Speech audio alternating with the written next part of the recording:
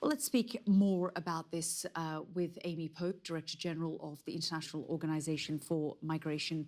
Ms. Pope, thank you so much for joining us here on the programme. So the UK government is seeking closer collaboration with the French to stop these boat arrivals. We know this isn't an issue of today. This has been going on for the longest time.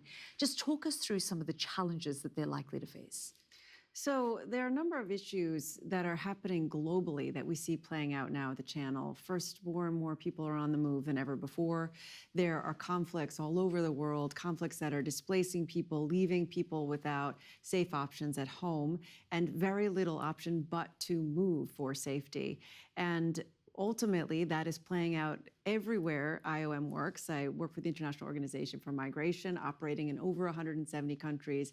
This is a story we're seeing play out in every country. Amy, just talk us through sort of some of the legal complexities of this, because of course there are maritime laws, there's international laws, there's refugee conventions. And so if we are seeing French police, for example, intervening, what are the legalities and the legal issues around this? Well, first and foremost, both countries are signatories to the UN Refugee Convention. So they have an obligation under that convention to hear the asylum claims that people might have. And they have an obligation not to return them into a situation of danger. That's their first obligation. And of course, under the law of the sea, which they're both parties to as well, they have an obligation to render assistance to someone who may have need assistance while they're on the open seas.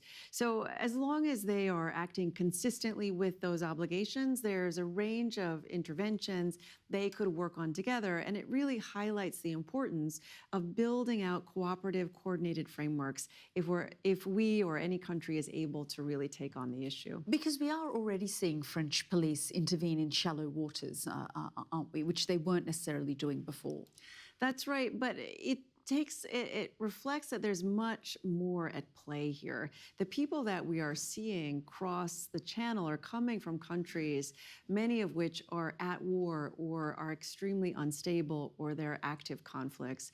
And what we know from many of the people who are crossing is that they're crossing out of desperation. They're crossing because they cannot find safety where they are. So building out a framework so that people can move safely, can move through a legal, orderly channel rather than taking to the Mediterranean or taking to the Channel itself is absolutely critical to cut down on the smugglers' use of small boats. Help us understand this one-in, one-out policy that's being discussed as well. The theory is, of course, to try to dissuade people from taking a dangerous journey and to encourage people to use the systems that exist, and if they do not, then they will not be successful in ultimately reaching the UK. Now, we haven't seen the details of this particular agreement, so it's difficult to opine on it, but the idea is one ultimately of creating a mechanism for sharing the burden or sharing the responsibility to ensure people have safe refuge.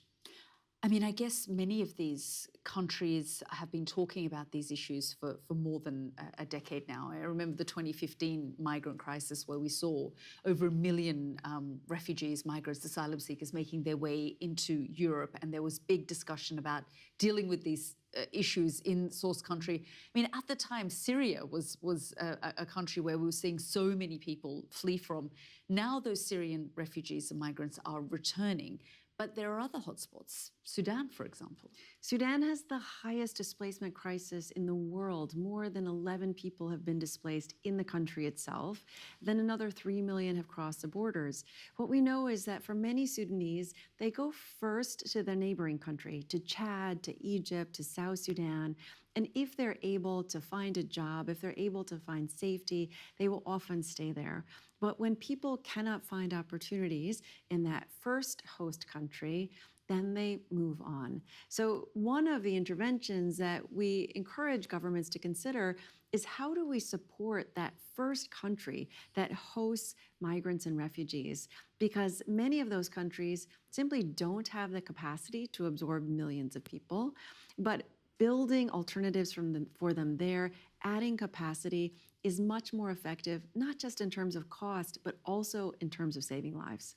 So in terms of this particular plan to work closely together, Do you believe that, I guess they're looking at the end of the process rather than trying to resolve the sort of front half of this issue?